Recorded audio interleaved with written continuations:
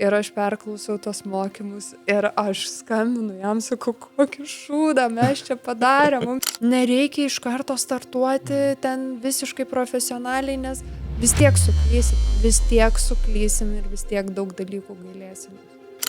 Pabandom, pamatai ir tada kažkurio momentu tas svarstyklės padeda sverti į freelancinimo pusę, tai jeigu gerai supakuoji freelancinimas, tai tampa verslu. Hebra, atnaujinkim programas, gėda tokius mokymus klausyti. Kaip manai, dirbtinis intelektas apskritai įtakos marketingą kaip visą tą pasaulį? Bet jei žmogus, kai aš parašau, kokią patirtį tu turi, jisai parašo ten marketingo diplomą. Čiau. Netgi taip? Taip. Ir supratau kažkaip, kad aš pats esu batsiuvys be batų, neturiu socialinių tinklų, neturiu prekės ženklo. Ko mes siekiame? Per kada mes norime tai pasiekti? Daugiau babkių, greičiau babkių. Ir ką mes dėl to darysim? Mažiau dirbsim. Ką tau, pagal tave reiškia geras marketingas smulkiam verslui? Kai žmogus pirmą kartą išgirsta nekenčiu marketingo, kur tavo akimis jis dažniausiai galbūt ne iki galo supranta teisingai tavo prekės ženklą ir visą kompaniją? Oi, aš esu gavus įvairių žinučių, nuo tų teigiamų, kad labai geras prekės ženklas ir labai dažnai, kai žmonės rašo, kad aš irgi nekenčiu marketingo, tai prašau man padėkit. Bet yra dalis žmonių, kurie tikrai nesupranta ir jie netgi, žinai, parašo. Tai kaip jūs nekenčiat marketingo, bet leidžiat marketingo mokymus ir reklamas netgi apie tai. Tai dažnai būna tas toks šokas žmonėms ir jie labai dažnai tai nėra mano auditorija, labai dažnai tai yra netgi vyrai, kurie rašinėja ten prie automobilio nusifotografavę Instagrame, užsidėję, atleiskit visi. Bet jo, dažnai sulaukiu tokių žinučių, kad kodėl tu apskritai tada apie tai kalbėjai. Gal ir geras filtras, jeigu tada tikslinė auditorija tik tai atkeliauja, žinai, gal sutaupo truputį laiko iš tavo pusės? Labai sutaupo. Apskritai visas pozicionavimas Instagrame labai sutaupo laiko, nes, pavyzdžiui, yra tokių, kurie nesupranta sarkazmo, nesupranta jokios ironijos ir taip toliau. Ir jiems būna šokas, jie ateina pasikolioti dažniausiai, gražiaja prasme sakant, bet jie niekada ir netampa klientais, nes jie nesupranta, kaip tu gali nusikeikti, kaip tu gali su klaida parašyti ten žodį, ne? Tai labai dažnai tas filtras ir yra. Bet gerai, pažiūrėkim, sukūrė vis tiek, brandą galvoja apie tą pozicionavimą, vis tiek kažkokį pavadinimą, tas nekenčiu marketingo, iš visų tų vadovėlinių taisyklių būtų kaip tik nekenčiu kaip žodis. Negalima, neigiamybė. Tai iš karto atsiranda, su kokia žinutė atkeliavai, kad būtent tas pavadinimas tau ir tinka ir patinka? Aš atkeliavau, aišku, čia prisidėjo labai klientai, nes jau ilgą laiką dirbau su klientais ir visi jie ateidavo per rekomendaciją sakyti, kad nekenčiu aš to marketingo ir prašau padėk. Bet kita žinutė apie tai, kad kai aš pradėjau būtent nekenčiu marketingo konkrečiai brandą, tuo metu buvo pats bumas marketingistų socialiniuose tinkluose, nes COVIDas prasidėjo, visi šoko į socmediją. Ir čia prasidėjo tas momentas, kur visi pradėjo dalintis nuostabiausiais rezultatais, kaip čia viskas paprasta, kaip čia viskas lengva. O aš labai norėjau parodyti tą kitą pusę, kad mes nekenčiam tikrai to marketingo ir neužtenka tik suprasti arba suvokti, kad yra socialiniai tinklai ir ten keliam turinį, ten yra labai daug didelių peripetijų, gal taip galiu pasakyti. Ir realiai aš dar tuo met, kai kūriau brandą, negalvojau, kad aš vesiu mokymus ir viskas pereis iš agentūros į mokymus, bet vis tiek mano tikslas buvo jiems parodyti, kad tas mazgas susimazgęs, jisai gali atsimazgyti, atsipainioti ir galim mes turėti, kad pagaliau pradėsim ne tik galbūt pamilti, bet man svarbiau, kad žmogus pradėtų norėti domėtis tuo. Nes marketingas labai įdomus. Grįžkime į tą pačią pradžią, nes aš noriu užkabinti ir galbūt truputį tos žmonės, kurie galvoja, galbūt norėčiau kažkokios savo veiklos, bet neįsivaizduoju kaip ir marketingas yra tamsus miškas, girdėjau tik kaip žodį ir net nežinau į ką pasižiūrėti. Pirmą per tavo pavyzdį. Vis tiek pradėjai nekenčiu marketingo, mintyse jau darbavai, paminėjai, kad su klientais prieš tai, bet mintyse gimė ta mintis, kad galbūt darysiu kažką savo. Kur tas pirmas žingsnis? Kaip tą kelionę apskritai pradėjai? Kaip atsirado tas brandas ir sakai, vat, nu gerai, dabar jau, taip sakant, solo, galbūt ne solo, bet būtent tas visas fokusas pajudėjo. Aš iš tikrųjų pirmiausiai dirbau kaip tiesiog specialistė, turėjau tame pirmų 5 metų laikotarpį ir tiesiog freelanco darbų, ir kartu samdomo darbo šalia, labai įvairių laikotarpių buvo, bet aš buvau tiesiog kaip specialistas, amatininkas. Ir kažkaip per tą laiką labai pamačiau, kiek daug klaidų pati darau, kas svarbiausia. Ir taip jau nutiko, kad nusprendžiau išeiti iš paskutinio darbo, nes jau turėjau rinktis, arba aš atsisakau visų klientų, arba aš išeinu iš darbo, nes abiejų tu kokybiškai negalėsi padaryti bet kokiu atveju. Tai nusprendžiau, jog reikia rinktis klientus, nes visgi labai norėjau toliau tai tęsti. Ir kažkaip, žinok, po 1 mėnesio išėjus, pradėjus dirbti, man turbūt labai tas veikia, kai tu supranti, kad tu ant savo subiniuko atsisėdi, labai reikia daug daryti. Ir per 1 mėnesį turėjau prijungti dar prie savo komandos 3 specialistus kažkas tokio, nes tiesiog nebeapsidirbau ir nusprendžiau, nu, tai gerai, jau prisijungė specialistai, jau man ramiau ir ką darom. Ir supratau kažkaip, kad aš pats esu batsiuvys be batų, neturiu socialinių tinklų, neturiu prekės ženklo ir atėjo tas laikotarpis, kai labai buvo svarbus patikimumas. Ir labai gerai, kad mane labai rekomenduodavo klientai kitiems klientams, bet supratau, kad to neužtenka, nes tapau versle tokia įkalinta, jei netyčia atsisako koks nors vienas klientas, aš jau turiu kažkaip ieškoti. Ir mano toks labai, aš esu principinga, kad aš taip pati vis tiek neieškosiu. Aš nerašysiu į Facebooko grupės, kad ieškau ir niekada nesu to nei padarius. Man turi ateiti rekomenduotas, kad jis žinotų apie mane ir nusprendžiau tiesiog tokiu atveju, kadangi principams nenusileisiu, darom prekės ženklą.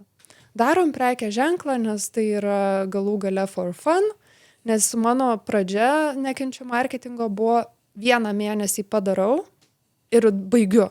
Tiesiog pasižiūrėti, pasižaisti. Ir labai kažkaip 1 mėnesį užsižaidžiau, man labai patiko, ten labai greitai rinkosi ta auditorija.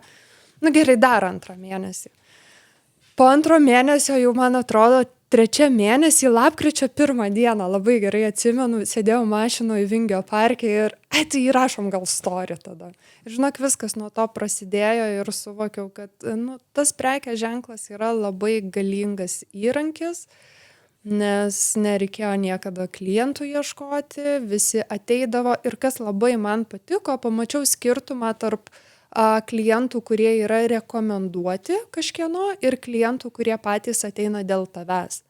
Tie, kurie ateina dėl tavęs, jie jau tavimi labai pasitikė, jie jau atsirenka pagal save, dėl to tie visi, kurie atėjo iš, kaip aš sakau, stebėdami Instagramą, jie tapo labai labai kokybiškais klientais. Daugelį, ką tenka pakalbinti toje verslo pusėje, kur neinam milžiniškais etapais, tai dažniausiai specialistas savo srityje gauni žinių, nes vis tiek, taip pradedu tapti specialistu ir iš karto kuriu verslą, tikėtina, kad labai paimkim tokį vienetą, tikriausiai pasiteisins iš 1000 pavyzdžių ir čia tikrai sunkiai kelionė iš savo pusės. Taip. Yra įmanoma, bet dažniausiai būna, mes turim tam tikrų žinių, atkeliaujam jau su tom žiniomis iš kažkokios, darbo sutarties ar iš kažkur, kur mes to išmokom ir staiga pamatėm, kad tas freelancinimo truputį galim padėti čionais ir tas freelancinimo pusė didėja, auga ir galvoju, bet tai palauk, jeigu aš čia galėčiau dėti daugiau valandų, galbūt tai atneštų daugiau rezultatų. Ir užsisuka. Tai labai toks geras praktinis pavyzdys, kur iš savo, pabandom, pamatai ir tada kažkurio momentu tas svarstyklės padeda sverti į freelancinimo pusę, tai jeigu gerai supakuoji freelancinimas, tai tampa verslu. Kaip žiūrėjai pačioje pradžioje? Buvo užsitvirtinimas, kad agentūra yra tas, šiaurinė žvaigždė pirmoje veikloje, kad būtent čia ir keliauju, ar buvo kažkoks, kažkur į tą pusę, bet dar tiksliai nežinau. Aš galvojau, kad tikrai keliauju su agentūra, bet mano, kaip aš sakau, tas moteriškas turbūt jausmas sakė, kažkas tu jauti, kad viskas gerai, jūs gerai varot, bet tos vienos puzlės nėra ir ta puzlė tau trukdo gerai jaustis. Ir kai nusprendžiau atsisakyti, supratau, tai va kas čia buvo. Ir iš tikrųjų paskui, man atrodo, po 2 metų atsisakius agentūros, vėl sulaukiau pasiūlymo daryti agentūrą. Ir aš nepagalvojus šokau į tą pasiūlymą, nes buvo labai gera chebra kartu. Okay. Ir po antro susitikimo aš jiems turėjau pranešti, kad žinokit, aš nežinau, kodėl man taip susišvietė, aš labiau ėjau dėl jūsų, ne dėl agentūros. Ir aš nenoriu bristi į tą patį, nes aš jau žinau, kaip bus.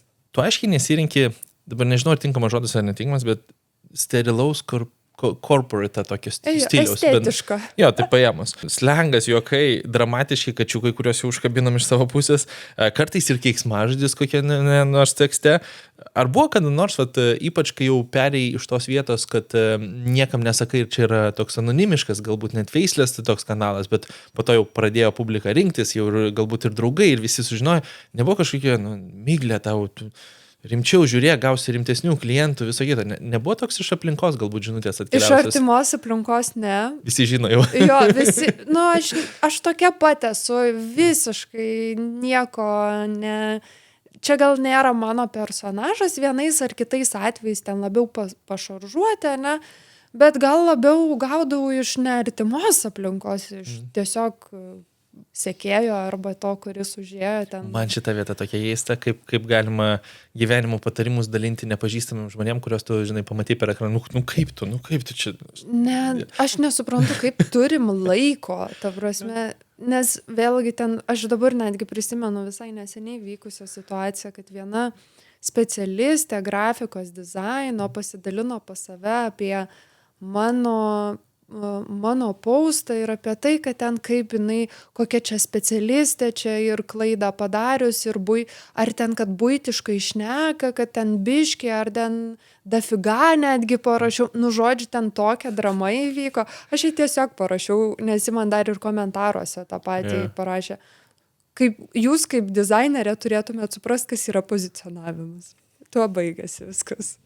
Pajudinkim truputį tą marketingo galbūt esmę, tada pajudėsim truputį prie, jeigu žmogus norėtų judėti šitą linkmę, į ką reikėtų atsižvelgti ir jeigu užstrigęs verslas galvoja apie tą prizmę, kaip irgi spręsti. Bet tu dažnai sakai, kad marketingas yra žmonių elgsena ir psichologija, o ne tik ten reklamos formatai, kur ten skirtingais būdais mes galim parodyti. Dabar, jeigu reikėtų sudeginti visus vadovėlius, kas, manau, skamba visai smagiai, ir palikti vieną tokį pagrindinį principą, galbūt galime išsiplėsti truputį daugiau, galbūt po juos sėdėti truputį daugiau, bet pagrindinė tą žinutę, ką reikėtų suprasti, jeigu tu galvoji, kad, turiu kažkokią veiklą, vis tiek į marketingą turiu investuoti kažkiek laiko, turiu žvalgytis, turiu turėti tą bent jau bazinį suvokimą, nes kitaip net ir su žmonėms, su kuriais dirbsiu, neišeis darbuotis teisingai. Tai kaip supakuoti tą pagrindinę žinutę, kad ką aš turiu suprasti apie marketingą? Aš manau, kad bazė, iš kurios išplaukia paskui labai daug upių, upelių ir atšakų, yra pažinti savo vartotojo ir vartojimo kultūrą. Nes vėlgi labai daug matau prekės ženklų, kurie nežino netgi kam kuria. Čia vėlgi buvo vienoj laidoj apie verslą ir investuotojus, ir ateina jisai prašyti investuotojų pinigų. Čia aišku turbūt kokia laida ir investuotojai klausia, kas yra tavo tikslinė auditorija. Jisai atsako sekėjai. Ir aš iki šiol negaliu pamiršti, tai yra pirmas signalas, kad tu nelabai rauki, ką tu darai, tu tiesiog labai gerai kuri turinį, nes jis ten kaip turinio kūrėjas atėjo. Bet tu nelabai rauki, tu kaip turinio kūrėjas, tu patenkini tą vartotoją, bet kaip verslas, nes jis planuoja būti kaip verslu, pasileisti fizinius produktus, tu visiškai nesupranti, ką tu darai.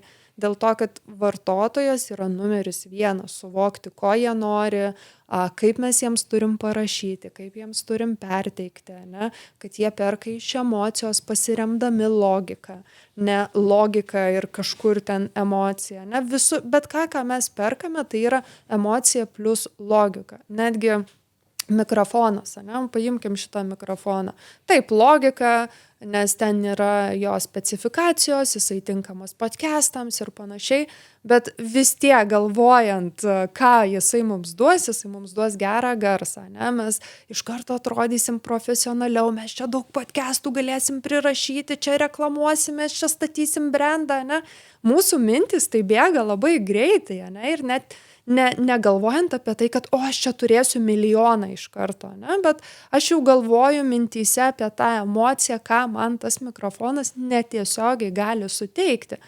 Tai bazių bazė, iš kurios išplaukia viskas, kaip reklamuotis, kaip kurti, ką kurti, kur netgi būti, yra pažinti vartotoją ir kaip jisai vartoja netgi mūsų turinį. Dabar, nes aš esu daug kartų susidūręs su skirtingais verslais, vis tiek darbuojamės irgi sferoje, kur tenka pasidarbuoti ir su reklamomis, ganėtinai daug. Labai dažnas atvejis, kad, žinai, žiūri, tavo pavyzdys labai atitinka, kad žiūri tuos variantus, kad, milžiniška auditorija, tai reiškia, žinai, metami visus, kažkiek jų ten nukeliaus. Ir iš verslų atrodo labai dažnas procesas, žinai, parodyk 100 000 žmonių, galbūt 1000 užsakymų gausi, nes tiesiog kažkam atitiks tas parametras. Ką galvoji apie šitą variantą? Nesutinku, čia labai panašiai kaip realiai su influenceriais, ne? Yra ta dalis, kurie sako, jie neveikia. Yra ta dalis, kuris sako, kad jo, veikia viskas tvarkoj. Aš tai esu už tai, kad netinkamas influenceris neveiks.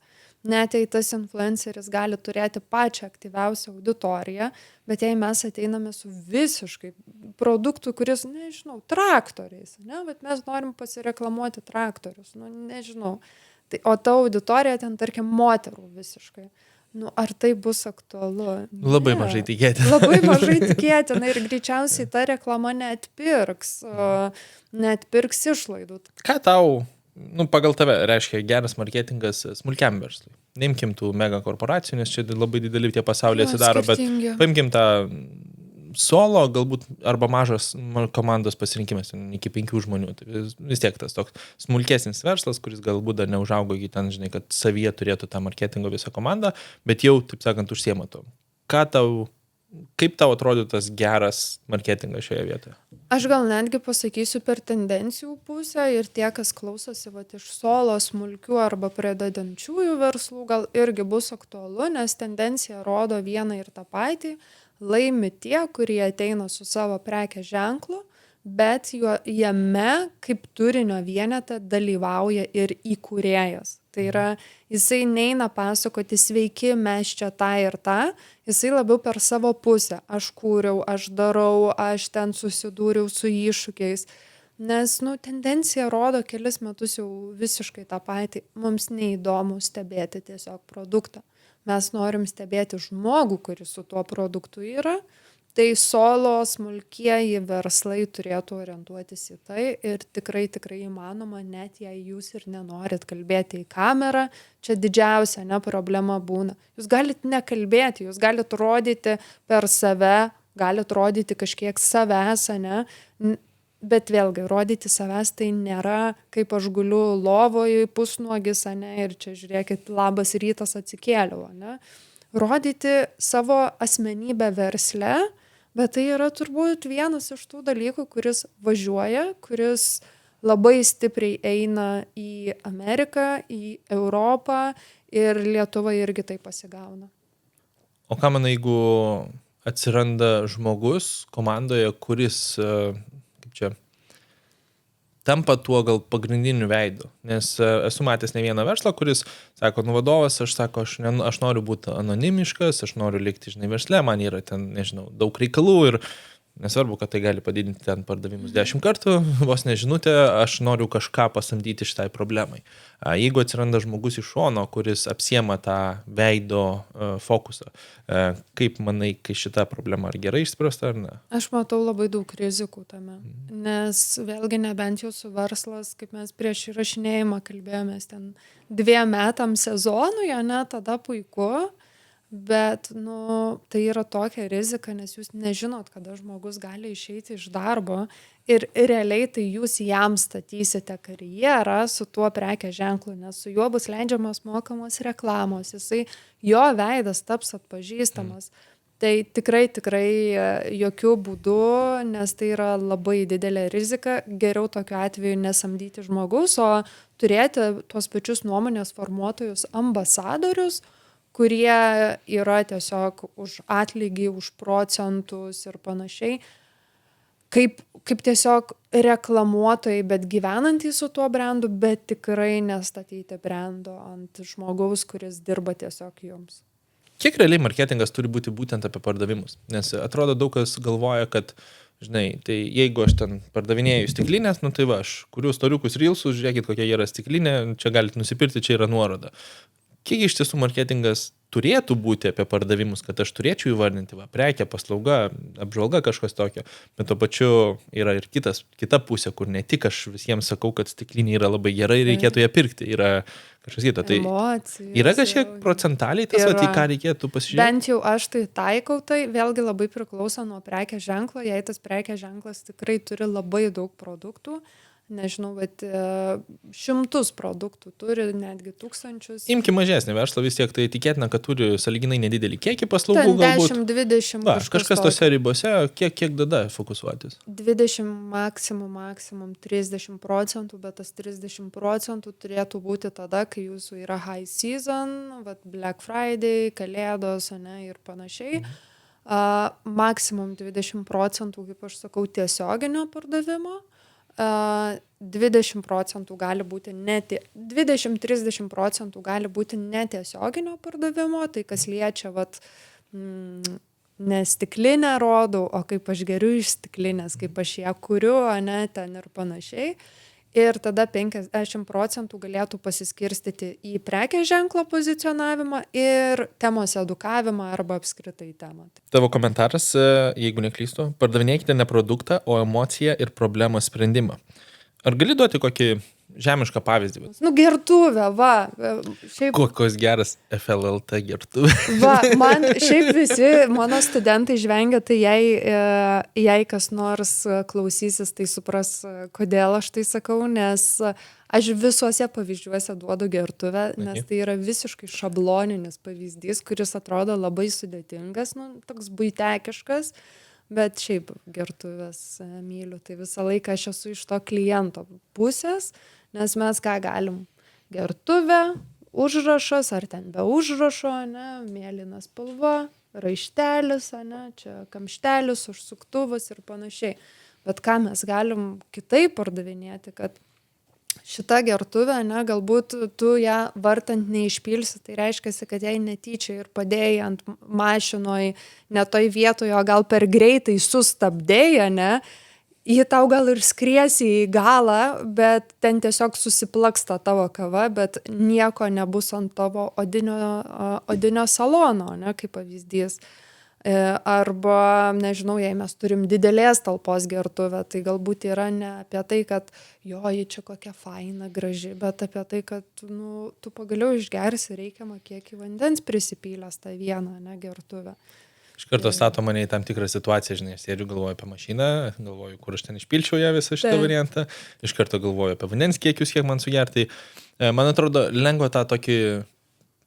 Kai supranti vieną pavyzdį, lengva iš karto supakuoti savo pusėje ir negalvoti, kad aš tik pardavinėju, nes žiūrėkit, graži spalva ten, žinai, arba kažkas tokio. Tu sukuri kažkokį specifinį ir poreikį, ir emociją būtent specifinėme situacijoje, kurioje tu tai matai. Pajudinkim truputį tavo verslo modelį, nes tavo ekosistema labai kaip ir aiškiai sukonstruota. Nuo kurso praradusiems viltį, jeigu teisingai atsimenu pavadinimas. Yra visokio. Jo, iki istorijų kurso ir brangių konsultacijų. Man truputį įdomu, vis tiek pradžioje nuvažiavai į agentūras ir su tuo tikslu, po to truputį pasižiūrėjai į kitą pusę ir ar tai organiškai, taip sakant, susidėliojo, kad aš siūlau ir šitą paslaugą, ir šitą paslaugą, ir šitą paslaugą, ar jau iš anksto kažkaip galvojai pradžioje, kad į šitus 3 pagrindinius fokusuosios, nes vis tiek mokymai, skirtingi mokymai, žinai, konsultacijos irgi skirtingos konsultacijos, skirtingo tipo, tai ar labai reikia to pradinio susidėliojimo visko, kur aš matau ten, žinai, 12 mėnesių ar 3 metai į priekį, ar važiuoji, bandai, testuoji, matai poreikį, matai, kad gali išspręsti ir tai tiesiog atsiranda versle? Aš už tai, kad žiūrėti į priekį, bet testuotis. Aš pradėjus tai, aš visiškai negalvojau apie mokymus. Tiesiog vieną naktį susapnavau mokymų pavadinimą ir supratau, jo, čia geniali idėja. Čia tie praradusiems viltį? Ne, turinio dirbtuvės tokios okay. buvo. Ir pradėjom kažkaip daryti. Pirmą, man atrodo, datą išsipardavėm ten per valandą, antrą datą per valandą ir, Geras žodžiu, signalas. kažkaip labai greitai mes ten užsisukom, tada, ateina žmonės į turinio dirbtuvės, jie ten padirba, gale, ne, klausimų atsakymų sesija. Ir aš matau, ko jie klausia ir tai matydama, šiugo palauk, tai čia reikia socialinių tinklų pradedantiesiems, nes matau labai aiškis žmonių kategorijas. Nieko nežinau, iš klausimų, ne, tokie pradedantieji, o tai čia man Facebook'e ir Instagram'e kelti, ne, jau signalizuoja, koks tai yra klientas. Antra kategorija, kurie jau daro, kažkiek supranta, bet jie vis tiek dar nori tokių bazės, jo, tai tie pažengia ir yra tie, kurie tikrai viską daro, jie ten išbandė 1000 dalykų, bet jau tikrai nusivylę yra visų tuo. Ir realiai tada prasidėjo šitie mokymai, tada pradėjom testuoti, žiūrėti vėlgi iš poreikio, o dabar tai yra realiai viskas planuojam, žiūrim, ko reikia. Visada yra tik iš poreikio, bet viskas vis tiek yra į priekį. Va šiandien, pavyzdžiui, pasileidom gal 9 kokias naujienas, bet tai buvo, realiai pusmečio metų kai kurių produktų įdirbis, kad mes jas galėtumėm pasileisti. Ir realiai tuomet vėl dabar, kaip aš sakau, užsidaro metus ir vėl žiūrėsim, ką 2027 paleisti. Bet ar paleisim viską, tai neaišku, nes per kitus metus pasimatys netgi pirkimai. Aš, pavyzdžiui, tikrai planavau, kad vienas mūsų produktas bus populiaresnis už kitą. Ne pro kur, aš nesuprantu. Niekšai klientai neklauso, ką reikia pirkti. Neklauso. Nors aš labai iškomunikavau kaip tik, kad ten vieno reikia, kito tik tada reikia. Tai tas smagu, kad klauso, bet aš galvau, kad bus visiškai kitaip ir vien pavadinimas savo diktuos. Ir tu tada suvoki, tai gerai, 27 galim kartoti tą produktą, bet šito gal nekartosim arba tik vieną datą kartosim. Ir viskas taip užsisuka. Pajudinkim tą tokį smulkų verslą. Sėdi kai kurie smulkūs verslo arba jau atstovai, arba galbūt būsimi atstovai, turi ribotą biudžetą ir pilną galvą, toks veiklos yra, taip sakant, paėmus. Nuo ko realiai pradėti tas pirmas žingsnis? Pakonstruokim. Tai įsivaizduokim, kad solo smulkusis verslas, kuris turi labai labai daug veiklos, jau ten nėra, kad ten valandą padirbu ir nėra ką dirbti. Labai nėra biudžeto, čia tradiciškai. Bet marketingo planas didžiulis. Jo, marketingo planas didžiulis. Vis tiek reikia žinoti tikslus, ir ne tik ten socialiniuose tinkluose plus 50 sekėjų turėti, bet apskritai verslo tikslus, išlaidas, pajamas, planuojamas, kad mes matytumėm, realiai turėti tą vieną planą, jei aš darau viską tą patį, ir aš uždirbu tą pačią sumą, kaip aš uždirbu, nes jau turiu istoriją, ir jei aš noriu augti, ir tarkim uždirbti ne 2000 per mėnesį, o 10 000 per mėnesį, ką aš turiu daryti. Faktas, tada aš susiduriu su ta situacija, kad aš negaliu visko vienas padaryti. Bet čia yra klaida, mes pradedam samdytis netinkamus žmonės, arba pradedam vis tiek daryti viską patys. Čia yra planavimo klaida, vienareikšmiškai. Aš šiaip bendrai esu už tai, kad mes solo versle galim vieni tiek daug nuveikti, jei mes pradėtumėm gerbti savo laiką ir jį planuotis. Tai ką aš daryčiau tokiu atveju? Aš sėsčiau ir pasidaryčiau tokią savo, kaip čia pavadinti, gal tokią auditą darbų. Tai yra visi darbai, kurie egzistuoja mano versle.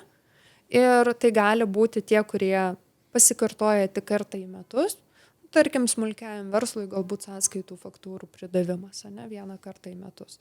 Tie, kurie pasikartoja kas ketvirtį, kas pusmetį, kas mėnesį, kas savaitę, kas dieną ir galbūt netgi kas kelias valandas. Aš pasižiūriu tuomet, kuriuos darbus aš galiu ne aš daryti. Ir daugiausiai tai bus techninių darbų.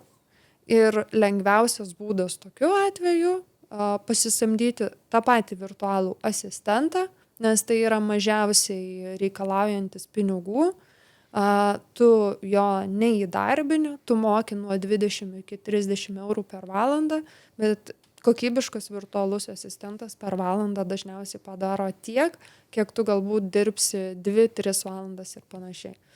Ir tu atsilaisvini savo laiką, tu kartu susidarai savo darbų struktūrą, tu žinai, kas vyksta, tau nereikia šiandien suvokti, kad Black Friday ir 6 ryte daryti banerių, ne, į savo website, kaip pavyzdys. Ir tokiu atveju tu turi papildomą laiką ne techniniams darbams, o strateginiams. Nes verslas dažnu atveju, ypač solo, nepasilieka laiko strateginiams darbams, jie pasilieka tik techniniams. Greitai reikia turinį sukurti, greitai reikia pagaminti, greitai reikia atrašyti, o pastrateguoti aš neturiu laiko.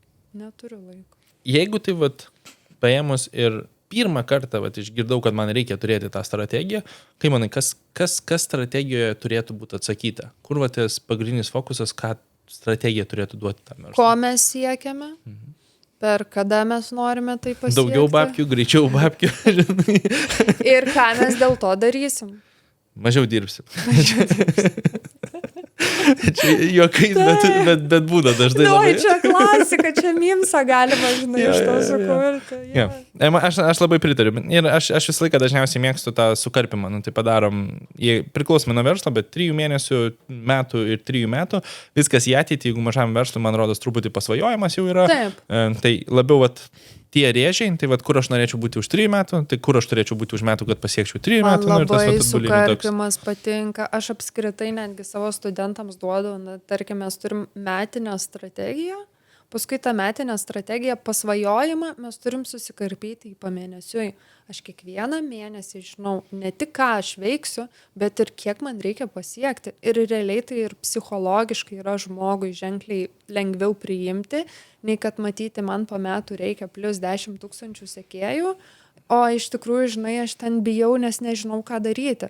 Tai pradėk nuo 100 sekėjų šį mėnesį, pasibandyk, atsirink veiksmus ir reikia 2 mėnesį. Pajunkim truputį dar kitą pusę, kurią verslai sprendžia, kur atrodo galbūt ne visai logiška. Esi paminėjus, kad verslai kartais per greitai griebia svetainės, kaip, žinai, jeigu aš jau esu verslas, tai man reikia svetainės, jeigu aš neturiu svetainės, tai koks aš verslas. Kodėl svetainė galbūt neturėtų būti tų prioritetų sąraše iš tavo požiūrio ir kada tai galbūt turėtų tapti vienas iš dalykų, kurį reikėtų padaryti? Aš sakau, kad apskritai šiai dienai vis tiek svetainė yra reikalinga, jei mes esam komercijos verslas, nes ten kiekvienam atrašinėti, siūsti pavedimus.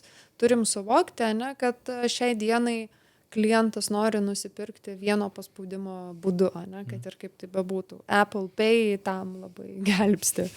Bet jei mes tik pradedam, ir mes turim vėlgi limitus biudžetų, finansų, svetainę dažniausiai pasidaryti kainuos visą jūsų turimą biudžetą. Tai ką aš geriau orientuočiausi į kokybišką pasidarymą turinio. Nežinau, paimkim marškinėlius, kas iš to, kad mes turim svetainę, tie marškinėliai ant kilimo padėti, ištiesti ir nufotkinti. Jau geriau neturėti svetainės ir aš turiu tikrai pavyzdžių tokių verslų, kurie užsiimdami e-komercijos kelis metus neturėdami svetainės, jie per kelis metus milijoną uždirbo, virš milijono. Tik tuomet suprato, galim dabar turėti, gal per vėlai jau biškį, bet tai netrukdė jiems daryti ir tikrai daryti maksimaliai. Man šita dalis patinka, nes atrodo, kartais žmonės labai, nežinau, čia kažkokia praktika, man rodos, yra įremta į galvą, kad tai privalomas dalykas, kur turi pasidaryti. Kaip logotipą susikurti. Nafik to logotipo. Nereikia jei tu renkiesi į ką investuoti, į mokamą reklamą ir į logotipą, į mokamą reklamą. Klientai. Žinai, pačioje pradžioje klientai, revenue augimas ir pardavimų augimas. Tas logotipas ten turėk pavadinimą, Canvoj. Nu, aš tikrai esu iki tokio lygio primityvi, taip, jei mes kalbam labai jau apie aukšto lygio kalibro verslus, tai faktas, ten jau viskas turi būti nuo iki tokio, kokio ten dydžio taškelis, ane, bus. Bet jei mes solo versle, hebra, pradėkim netobulai ir neikim į tuos dalykus, kurie verčia mus būti tobulais, kaip logotipas, ane, kaip ten visas iš karto brandbookas, susimokam brandbookui 2000 eurų, o daugiau nieko aš neturiu ir nežinau ir ką netgi su tuo brandbooku daryti. Geriau investuokit į verslo mokymus, ane, į to pačio marketingo mokymus, į mokamą reklamą, nei turėkit brandbooką ir tiesiog sėdėkit įsišiepę. Pats iš savęs nelabai padeda, bet padeda tada, kai tu jau esi pakankamai didelis, kad kažkokios asociacijos jau pradeda suktis. O kada, manai, tada pradeda, žinai, tarp mažo verslo ir, žinai, sėkmingai įsukus procesus, tai sąlyginai greitai atsiranda resursų daryti tuos papildomus žingsnius ir tada sekanti klaida būna, tai man visko reikia. Staiga aš atsinaujinsiu viską ir atsinaujinsiu tokiais lygiais, kur man yra irgi, žinai, puslapis 10 000, rebrandinimas, žinai, staiga ištaškau visus pinigus į visas vietas. Tai kurioje vietoje turėtum pradėti galvoti, galbūt į tą, vat, pavyzdžiui, nu, prekės ženklo, vat, būtent tą brandbooką, kaip paimkim pavyzdį, svetainės jau sukūrimą. Kada tas ribose turėtų atsirasti? Pagal ką net sprendi čia? Pagal pelno uždirbimą, pagal revenue, pagal... Aš labiau gal einu pagal išlaidas pajamas, nes vėlgi tarkim, turiu verslų, kurie turi labai gerą pajamų skaičių, bet jų pelnas labai yra mažas. Ir vėlgi išlaidauja ir jie išlaidauja neautomatizuodami procesų. Va čia yra jau vienas toks kertinis momentas, kur mums reikia dabar pasidaryti A ir B, kad sumažinti ateity kaštus, nes šiai dienai tas dalykas dabar kainuoja mums 5000, bet po metų paskaičiavus, mums tai sutaupys net ir 15 ar ten 16 000. Tai va tokie dalykai visą laiką reikia žiūrėti, kur mes galim susimažinti ir jei aš matau, tarkim, šiai dienai, kad galėsiu sumažinti, bet man reikia to, galima pradėti. Na. Kitas dalykas vėlgi mažai žingsniais pradėti pasižiūrėti ir krūtinti, galbūt ten, kur man dabar neskauda padaryti to žingsnio, ne, kad ten nėra 100 000 investicija. Nu, kaip pavyzdys, vienas prekės ženklas nori pasidaryti appsą, nu, ten kainuoja minimalus appso sukūrimas apie 50 000 ir jie kaip gali sau leisti, bet toks, žinai, kur vos ne 5000 sąskaitoje tada lieka, ne? Nu, nežinau, čia reiškia, kad gali sau leisti. Jie tai mano, nes mes turim tiek pinigų, supranti, ir aš iš karto prieš tai, ta prasme, nes jie ten appsas kaip treniruotėms. Imkit platformas, imkit Kajabį tą patį, susimokėkit ten, ta prasme, investuokit po truputį, išsižiūrėkit, ko jums reikia. Suklyskit pirmą ten, kur mažiausiai kainuoja, tada darykit appsą. Nereikia iš karto startuoti ten visiškai profesionaliai, nes vis tiek suklysim ir vis tiek daug dalykų gailėsimės. Pajudinkim soc tinklus. Vis tiek pakalbėjom kelis kartus, užkabinam tą vietą, bet nelabai galbūt specifiškai su aiškiais žingsniais.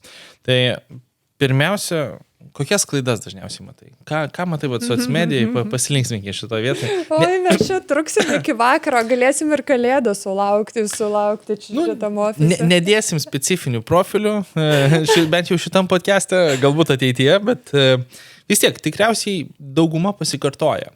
Tu matai, kad vėl ir vėl ir vėl. Tai jeigu taip išskirti kelias pagrindinės, kur pastovi matai? Bazę pradedu profilį, nežinau nieko apie savo verslą, neturiu pozicionavimo. Taigi aš tiesiog atėjau pardavinėti, o kam čia viso to reikia. Realiai žmonės Instagramą palaiko savo verslu. Tai nėra verslas. Už Instagramo jūsų verslas kur kas daugiau, tai yra procesai. Aš labai daug matau chaotiškų verslų. Ir čia yra viena iš tų problemų, kur jei aš nežinau, kur mano sąskaitos, faktūros, kurias man kažkas siunčia, jei aš nevaldau savo kalendoriaus, vėlgi, ne apie tą patį, nu tai apie ką mes kalbam, apie kokius socialinius tinklus mes kalbam, ne į socialinius tinklus mums reikia eiti, ne? Tai šitas dalykas ir dar viena tokia bazinė, aišku, klaida, jog mes ten ateinam padaryti antros elektroninės svetainės. Su gertuvių fotkėm, baltam apšvietime, ten kitam apšvietime, ne, ten, žodžiu, tik mano nuostabi gertuvė šopas.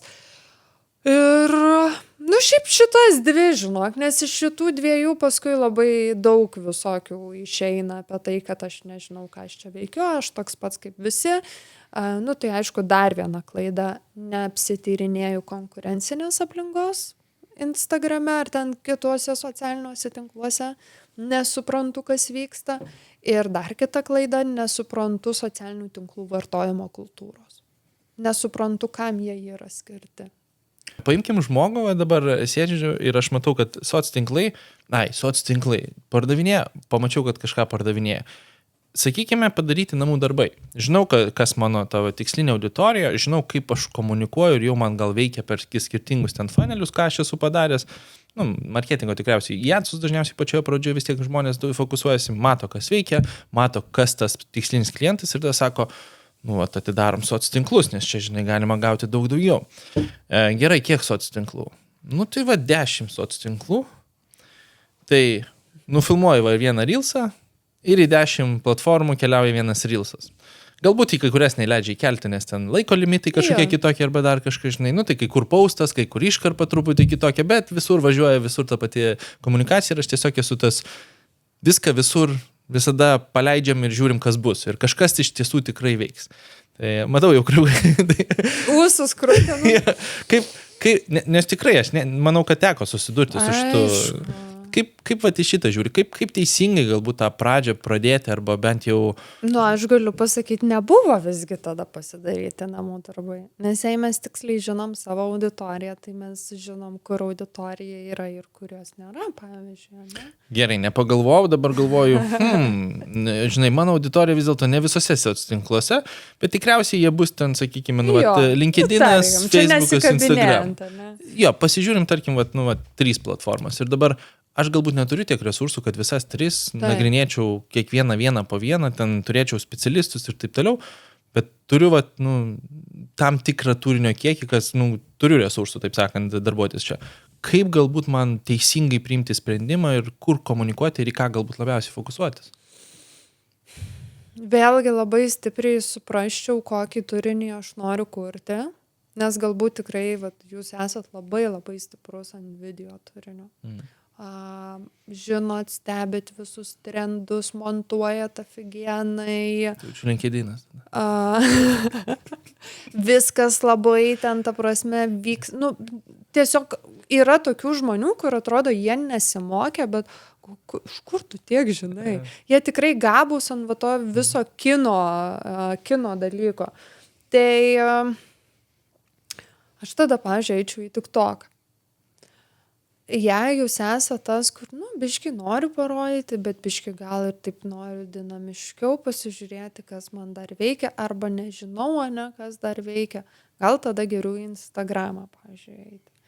Bet pačioj pradžioj, jei tikrai visiškai nežinau, sunku suvokti, tada taip, dedu į visas platformas, darau tai 2-3 mėnesius ir tada labai aiškiai pasimato, kur veiksmas vyksta ir kur nevyksta.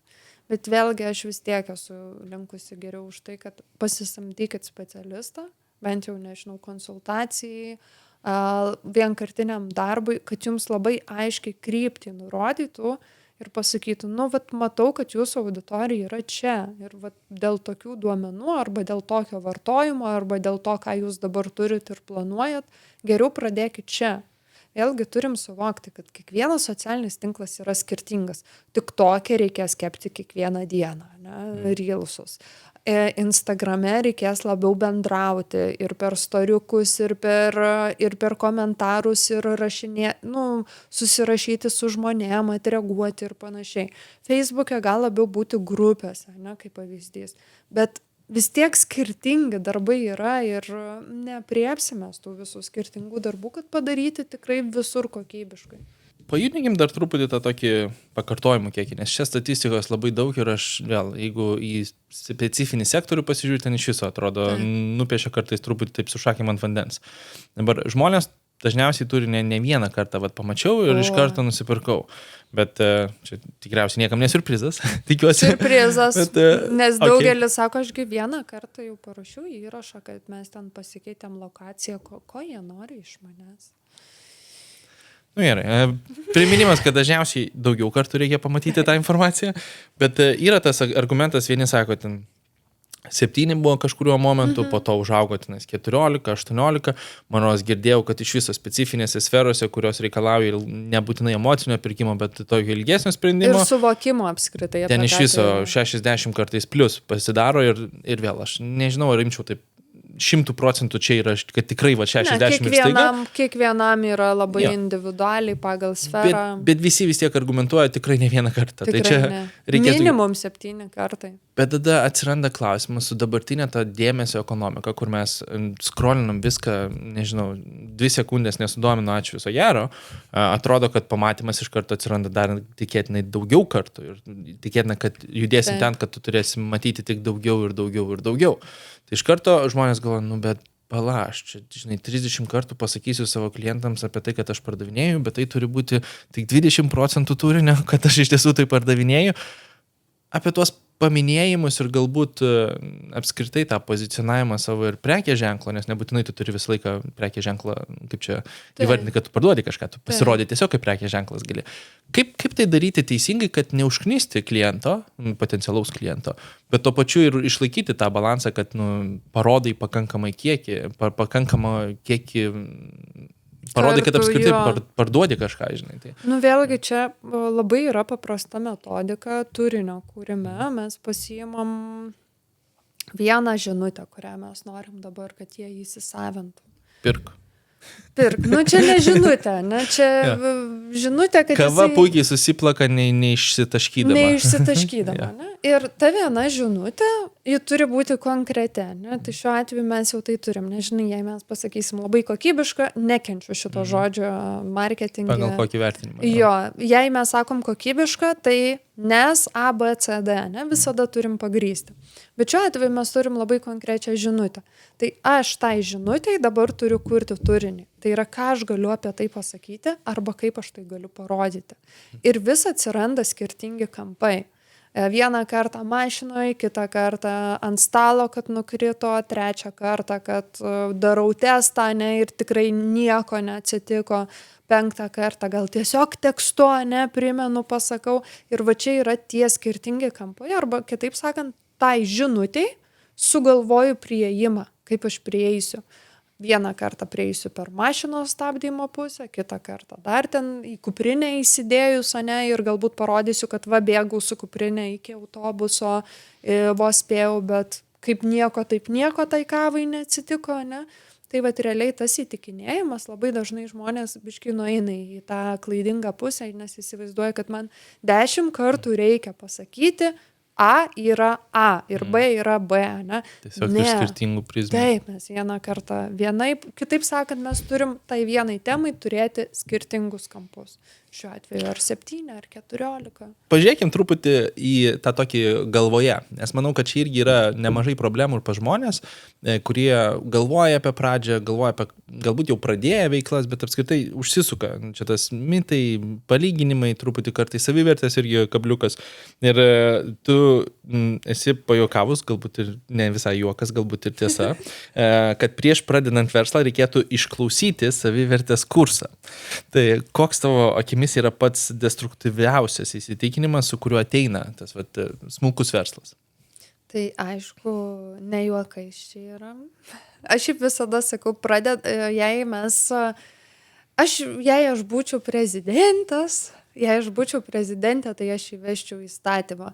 Nori atsidaryti mažąją bendriją, individualią veiklą, UAB ar netgi verslo liudijimą, tu turi į sistemą įkelti, kad tu esi baigęs finansų raštingumo kursą, tu esi baigęs marketingo kursą ir tu esi baigęs va tą savivertės, nu gal emocinio netgi intelekto, ne kursą, kad pažymėjimai yra ir tik tada aš tau leidžiu. Čia esi sąmoningas žmogus. Gal tiesiog darom tą mokykloje vietoje egzaminų, žinai, pridedam papildomą, kad... Šiaip mokyklai reikėtų tokių dalykų tikrai. Dėja, ta sistema labai sunkiai keičiasi, žinok, čia iš finansinio raštingumo sėdint, tai labai... Jo, būtent tą dinozaurą ten... Jo. Tai kas liečia pačią savivertę ir kas liečia va, tos visas destrukcijas, kurias mes turim, tai labai daug nuo kaltinimo aplinkos, kodėl aš dabar negaliu padaryti. Nu, tarkim, negaliu šiandien įkelti turinio, nes vat, mano vaikas serga. Blemba, kodėl tu nori kaltinti vaiką? Šiaip aš būsiu žiauriai nepopuliari šitą nuomonę, bet labai daug ypač jaunų tėvų dėl visko kaltina savo vaikus, net nesusimastydami tai, nes viskas, ko aš nepadariau, yra tik dėl vaiko kaltės. Nu, abejoju. Abejoju labai. Aš matau labai daug skirtingų pavyzdžių, kur vienas turi 3 vaikus, jisai sugeba netgi apie moteris, ne, kalbu. Viena turinti 3 vaikus, be vyro, jis sugeba ir verslą vystyti, ir su vaikais būti, ne. Nu, nieks nesako, kad lengva, bet kitas, ne, turi vieną vaiką ir ten yra didžiausia gyvenimo problema. Tai vėlgi suvokti, nu, kad aš pats esu atsakingas, aš pats turiu vaiką, aš esu atsakingas už tai, aš pats turiu padaryti, ne, niekas kitas už mane nepadarys.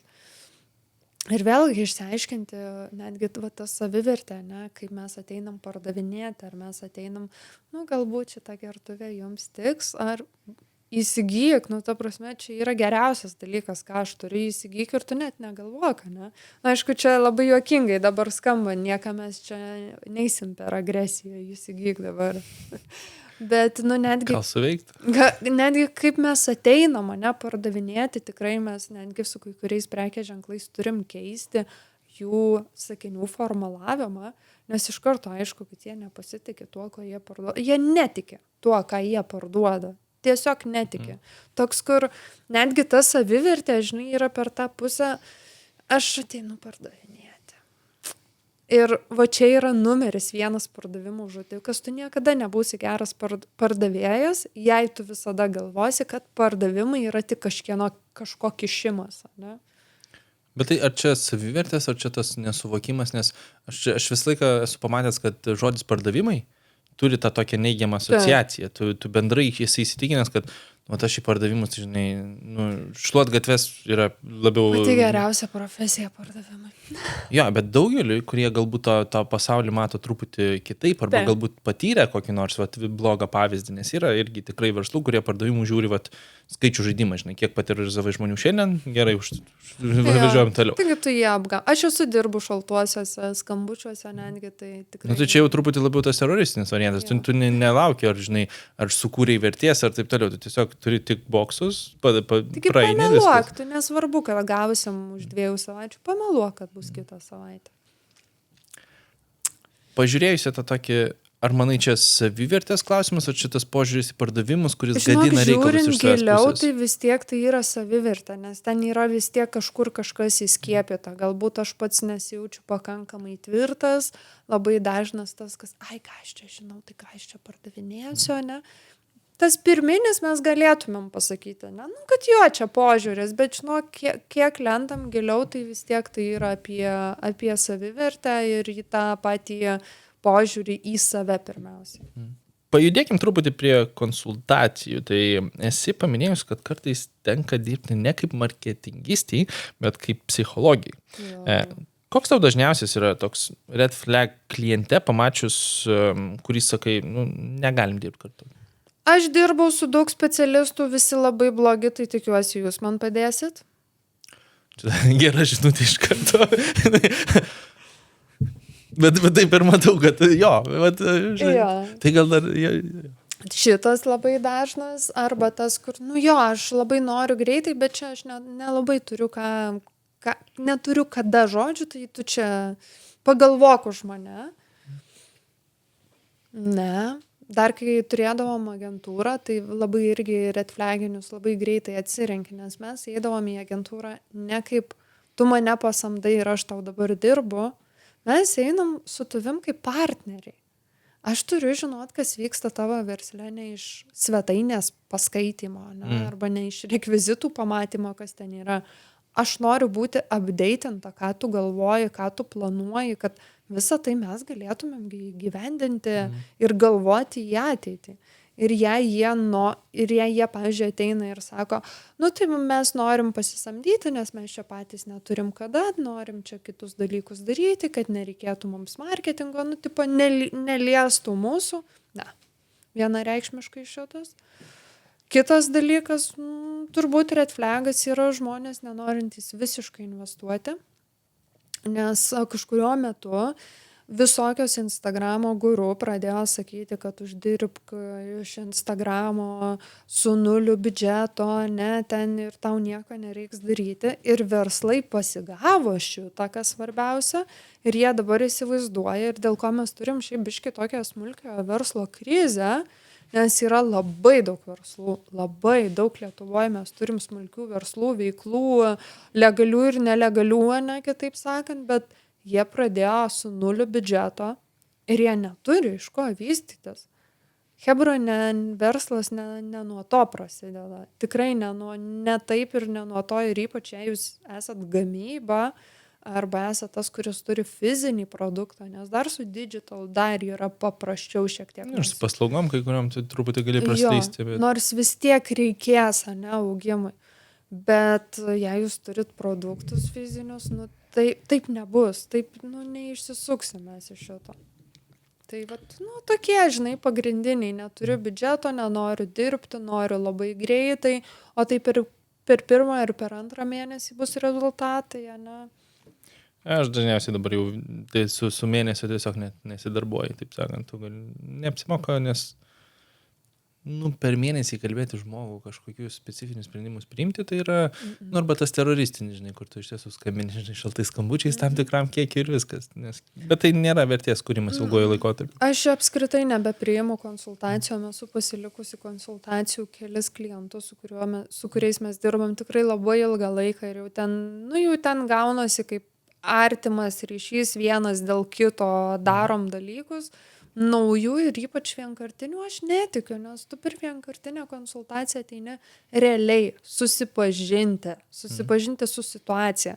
Dar seniau siųsdavom anketas ten, bereikšmis dalykas, nes dar iš kur galėjai spręsti, ar tai yra red flagas, jei nusiuntus anketą žmogus į kiekvieną klausimą atsako po vieną žodį.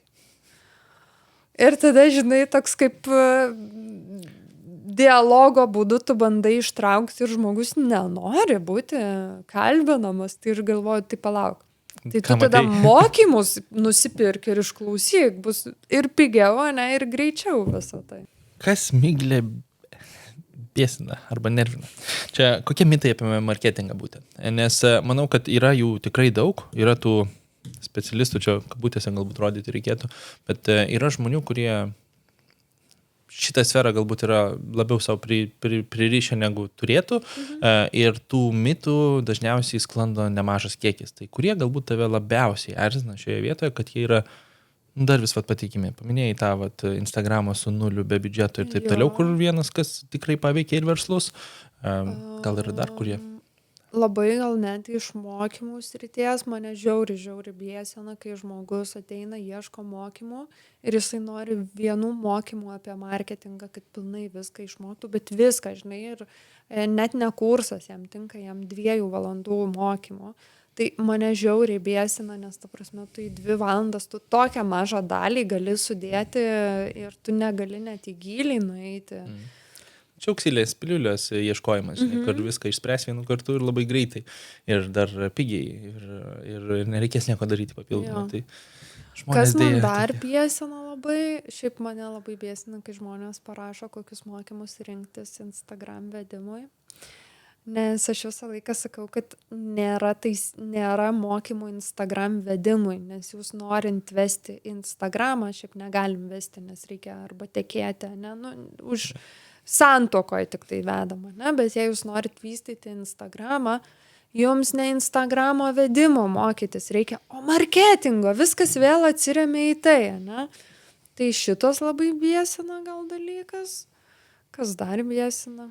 Ai, čia toks gal labiau tokio, žinai, profesinės smulkmenos, nes šiaip tai nėra tokių dalykų, bet gal kai žmonės parašo, sveiki, man čia nepasileidžia etsai, kas gali nutikti. Nežinau, kodėl jums nepasileidžia. Nu, ten meta tokį užrašą ir tu turi žmogui pasakyti, kad aš nežinau, kas pas jūs vyksta, man realiai reikėtų jūsų paskyrą perimti, kad aš galėčiau pamatyti ir nežinau, ar iš viso aš galėčiau sutvarkyti, nes, kaip žinom, meta etsai yra tas rytis, kur vieną dieną veikia, kitą dieną nulūžia viskas ir nieko tu negali padaryti. Pajudinkim dar vieną temą ir visas dirbtinis intelektas, kur čia yra vieni visą pasaulį jau pakeitė ir pakeis ir čia, žinai, yra argumentų, kad marketingo pusė gali labai, taip sakant, sumažinti žmonių kiekį ir daug ką padėti skirtingų dalykų. Tuo pačiu yra daug žmonių, kurie net neįsivaizduoja, ką tai duoda ir kaip naudotis ir apskritai kaip ta technologija, dar vis galvoja, kad ten receptus gali tau parodyti ir viskas. Tai čia labai toks, žinai, miksas ir kratinys. Tai pirmiausia, gal pradėkim, kaip manai dirbtinis intelektas apskritai įtakos marketingą kaip visą tą pasaulį ir tikrai didelį žmonių kiekį, nes marketingas buvo tikriausiai fokusas, nežinau, kiek šimtmečių iš eilės. Taip. Tai kaip šita vieta pajudės ar pajudės? Tikrai pajudės ir jau yra pajudama, labai daug dalykų yra su AI-omi padaroma ir kas yra smagu, gal kad per dirbtinį intelektą labai atsifiltruoja tie pseudo specialistai ir tie tikrai labai geri specialistai, nes kas liečia AI, neužtenka mokėti juo naudotis arba suteikti jam užklausą, reikia turėti žinių, kad įvertinti AI žinias, nes jis mėgsta ir prikurti, ir prifantazuoti, ten normalu, ne? Nes jisai daugelis žmonių galvoja, kad dirbtinis intelektas pats sugalvoja atsakymus. Dirbtinis intelektas atsakymų nesugalvoja. Sėdi kažkas. Jo, jisai tiesiog turi susirinkęs duomenis ir, kaip žinom, internetas pilnas ir fake duomenų, ne? Tai šitas dalykas ir kas liečia, tai aišku, jis tikrai bus išnaudojamos automatizuoti darbams, kuo vis labiau, ne? Nes dabar kiekviena sistema, kiekviena programa diegiasi dirbtinį intelektą, jei dar jo nėra susidiegusi, aptarnavimams, kažkokiems netgi dizaino sprendimams, ne, ir panašiai. Bet vis tiek žmogiškasis faktorius išliks, bet čia jau išliks labiau tie strategai. Gal sakyčiau, bus didesnė atskirtis tarp stratego, kas liečia, pavyzdžiui, marketingą, ir tarp to žemiausios kastos techninių, visiškai tik techninio žmogaus, ne? Tik įkelti ir panašiai. Kas liečia iš verslų pusės, nematau galimybės turėti marketingę dirbtinį intelektą, jei visiškai neraukiu marketingo. Tai vėlgi, žinių poreikis išliks, kad suprastumėm ir ko prašyti, ir ar įvertinti tą pateikiamą informaciją, nes jau dabar matom, kaip verslai gudručiai pasinaudoja dirbtiniu intelektu, kelia aprašymus, ten generuoja nuotraukas, bet jie neturi žinių įsivertinti, ar tai iš marketingo pusės yra tinkama, netinkama, ne, ir panašiai. Tai realiai džiaugiuosi, nes mes judam link tos krypties, kad dirbtinis intelektas išlieka, tačiau čia jau atsifiltruoja žmonių lygis. Ką manai, čia toks dabar šoviai papildoma mintis, bet apie visą dirbtinio intelekto influencerių pusę. Čia yra logikos ar nelabai? Yra logikos, tačiau tokių verslų nebus daug. Labai sunku tai išvystyti, kad tai būtų ir aktualu, ir įdomu, ir patrauklu. Tai čia labai reikalauja daug darbo ir su pačiu dirbtiniu intelektu, tą avataro susikurti netinkamą. Tai tikrai gali būti ir realu, ir Amerikoje yra jau ne vienas pavyzdys toks, man atrodo, ir Lietuvoje mes kažką panašaus ten bandėmės kaip daryti, bet šiaip tai realu, bet tai nebus top top pasirinkimas. Tai tokie užkabino galvoju, nes toks visai įdomus irgi tą pusę ir, jeigu influenceriai, galim sakyti, marketingo dalį irgi užima to pasaulio tam tikrą vietą, toks neblogas pasikeitimas iš savo pusės, tai pagyvensim, pamatysim. Jo, gal kas yra, bet pasiskundžiant dirbtiniu intelektu man labai nepatinka, kai pradedam generuotis nuotraukas, pradedam generuotis ten vaizdus ir prekės ženklai, kurie turi savo veidą, rodo jį, blemba, kokie mes visi modeliai tampam su dirbtiniu intelektu. Hebra, nebijokit uždėti tos raukšlės, padaryti tikroviškiau, nes labiausiai kas atbaido, tai tos dirbtinio intelekto nuotraukos. Bet aš manau, kad labai greit pasimatys. Aš manau, kad čia tokia, žinai, kuo toliau, tuo labiau žmonės, deda skersą ant to ir kelia ir kaip tuos ilgus brūkšnius kelia dirbtinio intelekto ir klausimus, kurie arba sakinius, kurie paskui dar po kablelio, visą laiką eina. Taigi, blemba, mes nedurni, taigi viską mato žmonės, labai greit identifikuoja.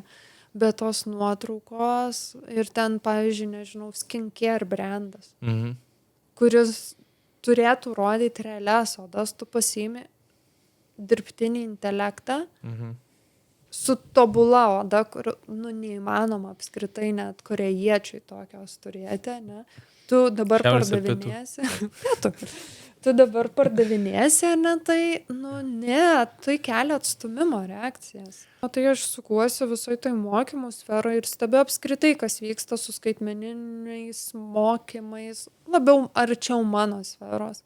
Tai kepa ten tos mokymus, ta prasme, kiekvieną dieną vis nauji kūrėjai apie tai, kaip generuoti savo nuotraukas ir jie patys rodo tas nuotraukas ir galvoja, čia yra neprofesionalu, nes tokios nuotraukos yra, nulyginti veidai, face-app'as uždėtas, ne? Aš manau, paklausa ir pasiūla, nes šiuo metu, žinai, kadangi visi nori, nieks nemoka arba pakankamai nemoka dar šitos vietos, tai pardavimuose, bet šiaip iš kursų pusės aš mačiau keistą statistiką, jeigu Amerikos paimta, bet universitetų kiek išleidžia pinigų, taip sakant, sumos krenta ir identiškas augimas edukacijos ir, kaip čia, edukacija bendrai kaip pats pasaulis nepraranda pinigų, bet tiesiog iš universitetų krenta ir į asmeninius visus mokymus, kursus ir tas edukacijas, kurios galbūt ir didesnės, keliauja tas skirtumas. Tai atrodo vienas auga, kitas mažėja, nors bendrai visa rinka išlieka ta pati. Aš labai džiaugiuosi tuo ir aš tikiu, kad pagaliau mes suprasim, kad mums ne diplomo reikia.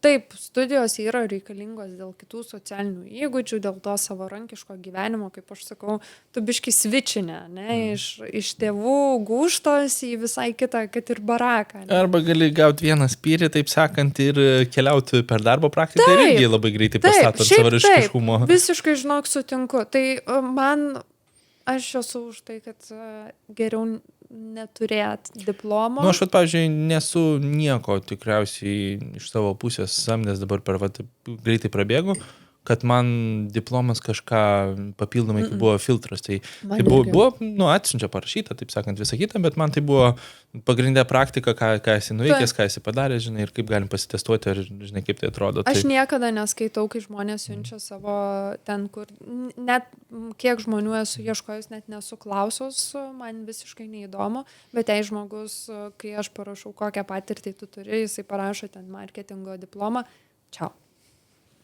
Netgi taip? Taip, visiškai aš esu labai kategoriška prieš marketingo studijas, pati esu baigusi, esu visiškai nepatenkinta, tik dėl to, kad ten dėsto ne praktikai, ten dėsto seni, bet iš tos pusės ne amžiumi, bet kažkokią seną vadovėlinę informaciją pasiėmė, jie nežino, kas yra socialiniai tinklai, jie nežino, kas yra skaitmeninis marketingas, mes pasianalizuojam konkurentus, kurie ten eik, žinai, aplink parduotuvės ir žiūrėk, kokie konkurentai yra.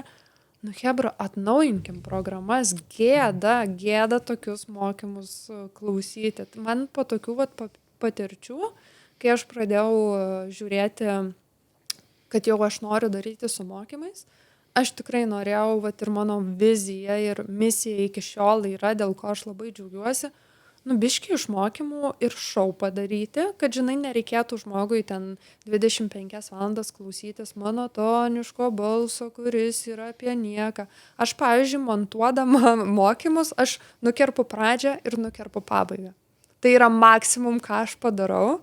Aišku, ten, faktas, žinai, išimi kažką, arba ten neįsuklysti, bet aš ir nusižvengiu, arba ten neištariu kažkokio žodžio, tai nusižvengiu ir ten, žinai, sakau, tikiuosi ir jūs žvengiat su manim, kad aš esu, žinai, be liežuvio visiška. Aš manau, žinai, iš auditorijos turi tas natūralumas vis dėlto įvertini, kad tu, kur žmonės perka jį iš žmonių, žmonės neperka iš paduko, tai sakant, kad padukas. Tai jeigu tu gali truputį parodyti ir tu gali kaip čia susitapatinti su tuo žmogum truputį labiau, nes visi, taip sakant, žmonės naudojame šitą vietą, tai iš tiesų tai atrodo normalu. Vėl, kartais aš esu matęs kai kurių, kurie taip nelabai natūraliai perspaudžia tą vietą, kas irgi yra truputį jau galbūt... Sveiki visi, šiandien mes ir, žinai, netgi tas balso tonas užkyla nenatūraliai. Žinai, tas, kaip čia, Aš šiandien jums noriu papasakoti apie marketingą. Mes esam turėję tokių šiaip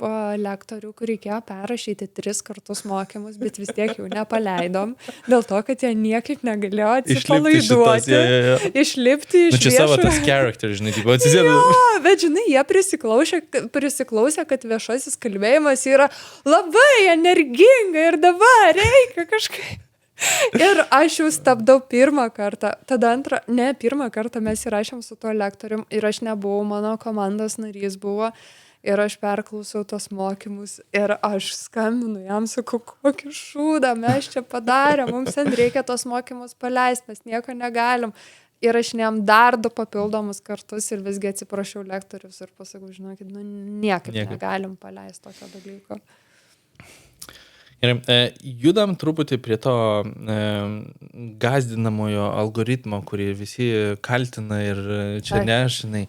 Tai va, Instagramas numirė, Facebook algoritmas manęs nekenčia, aš ten shadow banintas lygtai šitą esu išgirdėjęs. Ir TikTokas viską suvalgė, o ten nesikonvertuoja niekas.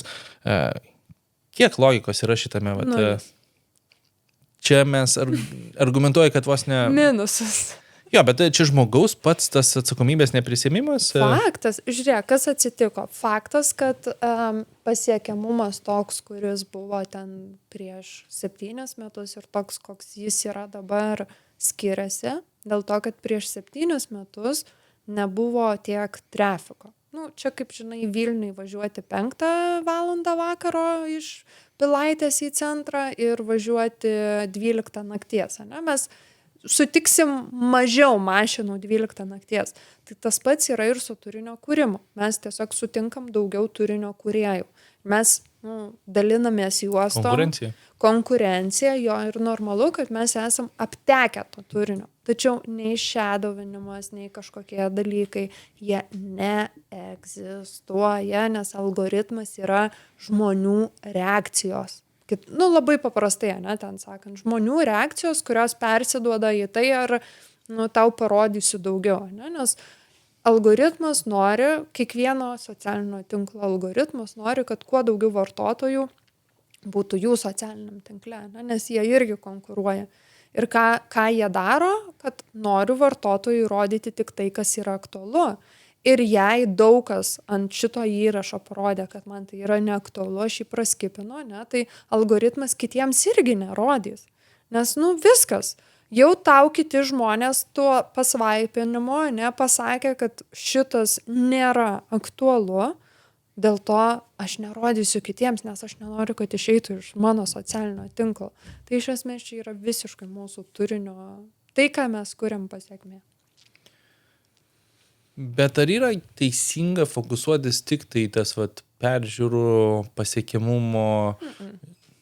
Nes aš matau čia logiką, žinai, mano platforma, įvardinai kelis, žinai, tikslus, aš noriu, kad ten paaugtų per 50, per 1000, per 500, žinai, per metų gale 10 000 būtų, tai nuo 10 iki 50, nuo 50 iki 100. Staiga tavo, žinai, Lietuvoje tiek klientų tavo prekiai nėra, kiek tu nori Instagramas iš savo pusės. Tai kas yra teisingas rodiklis, į ką tu turėtum fokusuotis būtent soc tinklų pusėje? Tai yra daug, į visus rodiklius mums reikia fokusuotis, ne? Bet vėlgi pasižiūrint, ko mes norim, ne?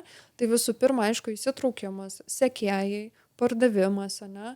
Visi šitie yra elementariausi tokie ir į tai, ką mes visą laiką orientuojamės, bet atkreipkite dėmesį dar į tai, kad kiekvienas turinio įrašas turi savo tikslą. Aš visai neseniai dalinausi, aš įkėliau ten tokį vieną turinio vienetą, jisai surinko drastiškai per mažai laiko, aš net pasižiūrėjau, ar, kodėl ten 5-6, gal aš nesu tiek mačiau, žinai. Blogas kačiukas, ten kažkas, žinai, buvo tiesiog labai sunki tema. Okay. Ir aš paskui ir dalinausi, žiūrėkit, šitas surinko labai labai mažai laikų, labai. Bet ar mes galim šiuo atveju laikai skaičiuoti, kai mano tikslas su juo buvo netoks, mano tikslas buvo užkabinti tik vieną auditoriją, nes ten ta sunki tema buvo tik tai auditorijai, kuri tikrai labai suvokia, apie ką aš kalbu. Ne? Ir jie pradėjo man rašinėti, tai aš realiai po to Reelso, aš gavau apie 20 skirtingų žinučių, pasidalinimų ir panašiai, kas man šiuo atveju ženkliai geriau nei turėti 200 laikų ant to Reelso. Nes man jau žinutė apskritai algoritmai yra geriau, faktas, ne? Kitas dalykas, žinutė yra ryšys, viskas, aš jau su juo užmeskęs ryšį, nes šiai dienai parašyti kažkam žinutę, biškai jau yra įsipareigojimas, tai jau toks, intymumum prideda. Tai, konvertuoti visiškai kitaip galim. Turiu dar vieną, kur uždarom AI temą, bet tokio pabaigai man visą laiką įdomu, ar yra kažkas, ko sąmoningai neduodi ir tikrai nenorėtum duoti dirbtinio intelekto pusėje iš savo darbų, kuris tau galbūt labai kažkas, kas patinka pačiai daryti ir galbūt nenorėtum to atsisakyti. Mokymų kūrimas man, o Dieve, man tai patinka, čia yra geriausia dalis, tai mokymų kūrimas. Gerai, turim truputį tokią lengvesnę pusę ir smagesnę pusę, galvoju, irgi užkabinti reikia, bet dažniausiai, kai esi pasidarbavus su didesniu klientų kiekiu ir iš konsultavimo pusės, būna įvairiausių tokių keistesnių prašymų žmonių, kurie kartais labai įdomiai nuskamba, tai vėl, klientų neįvardinsim, bet ar turi kokį nors tokį absurdiškiausią ar juokingiausią prašymą iš klientų, ko norėjo konsultacijos, taip sakant, metu, ką norėjo, kad padarytum su jų verslu ar su jų veikla?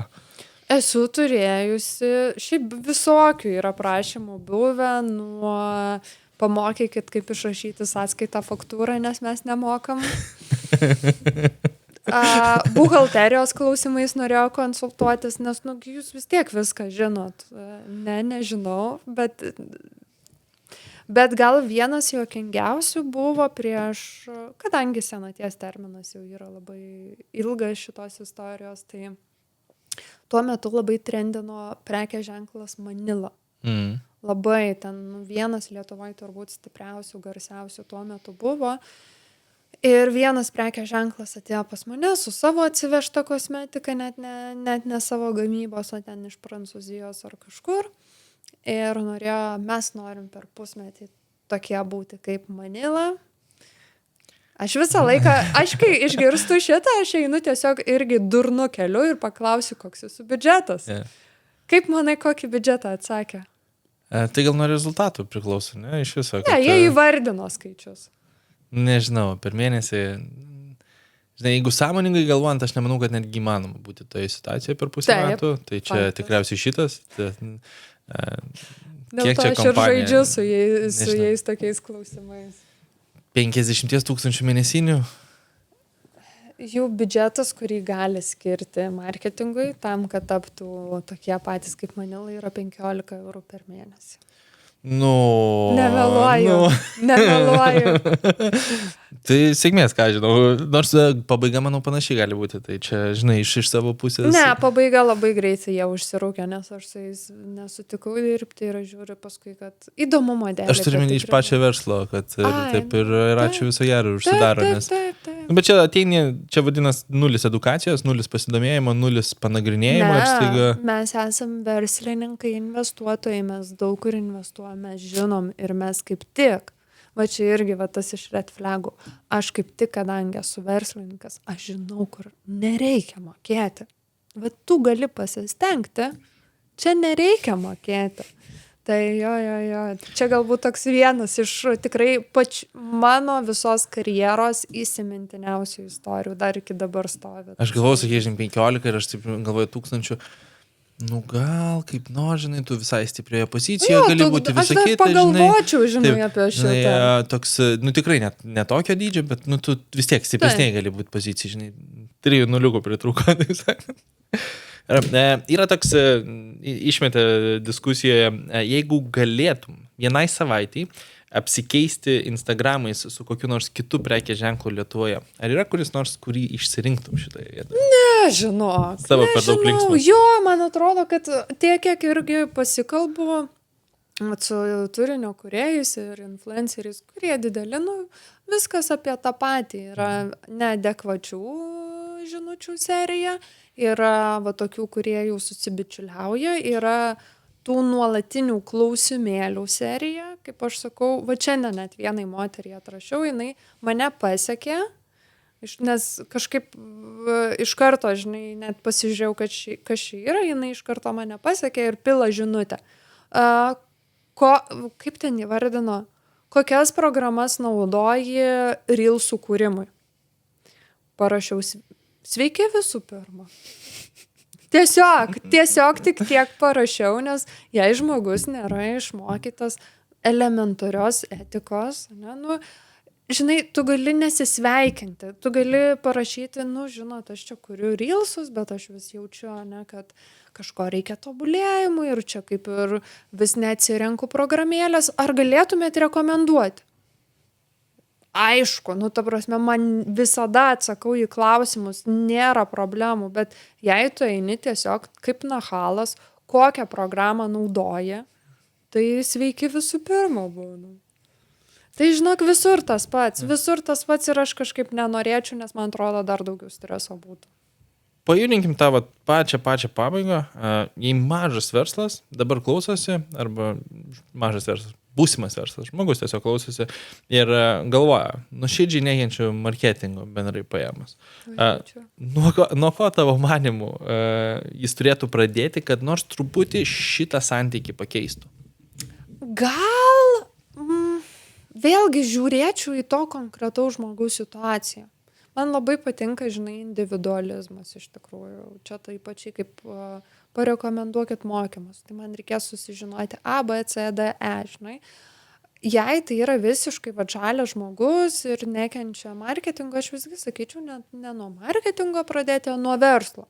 Nes verslo procesai, verslo teorijos labai daug susijęs su marketingu vis tiek, nes tai yra tokia jungiamoji dalis.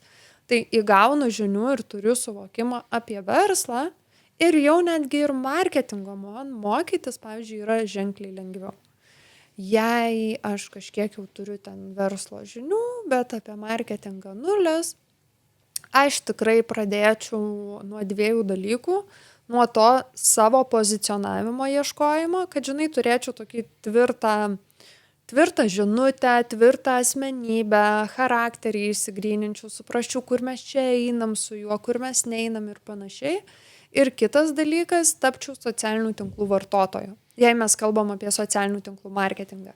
Nes labai mes esame tokie naudotojai, kaip aš sakau, naudojam tikrai turinio, bėgam pirštais kilometrus per tą ekraną, bet tikrai vartoti sąmoningai yra labai gera edukacija. Skrolinu, gerai, aš prie šito sustoju. Kodėl aš sustojau? Kas užkabino? Ar mintis užkabino? Ar užkabino pateikimas? Ar užkabino ten, nežinau, kad tai yra tipsai? Išsiseivinu į blogus ir gerus, nes taip pačiai gerai šitą noriu proskrolint. Kodėl noriu proskrolint? Kas yra su juo blogai? Chaosas, ten neaišku apie ką, ar čia tik pardavimas. Įsisaugau į blogus ir turiu gerų ir blogų pavyzdį ir pats matau, į ką aš pats kaip vartotojas, nes aš irgi esu vartotojas, į ką aš reaguoju. Kaip aš perku, kada aš priimu sprendimą pirkti ir panašiai. Turiu vieną paskutinį ir čia visą laiką yra, jeigu yra kažkokia trumpa žinutė arba vienas sakinys apie marketingą ir pardavimus, kurį galėtum dabar automatiškai rašyti visai Lietuvai. Visiems žmonėms. koks jis būtų? Gal būtų apie tai, kad tai, kas veikia šiandien marketingė, nebūtinai veiks rytoj. Ir visą laiką, kad ir bet kuriame jūs verslo etape bebūsit, nes dirbu tiek su labai mažais, tiek su labai dideliais, visur yra tas pats testavimas. Tai ieškoti kuo įmanoma daugiau dalykų, būdų, veiksmų, galimybių ir neužmigti ant laurų, kad šiandien veikia šitas, nes tikrai galbūt rytoj jis jau nebeveiks. Super. Ačiū tau, labai ilgas pokalbis, man rodos, prabėgo daugiau laiko negu tikėjausi, bet atsakėme į didžiąją daugumą klausimų, tai labai buvo smagu. Gerai, labai faina, žinok, tikrai turbūt vienas iš tokių fainesnių podcastų, kurie esu buvus, nes toks visiškas atsipalaidavimas ir tas tavo toks vedimas labai natūralus, nėra, žinai, kur, Antras klausimas dabar, tai Miglė, kaip manai? Tai man šitas tikrai labai patiko. Tai jeigu norėsit su Miglė pabendrauti, mes paliksim visas nuorodas irgi apačioje, taip sakant, iš nekenčių marketingo į mėgstų marketingą žmonės dažnai peršoka, tai aš visą laiką paskatinu pasižvalgyti, pasižiūrėti, ką daro teisingai, išsisaugoti tas geras praktikas, o su visais kitais susitiksim už poros savaičių sekančiame epizode. Čiau.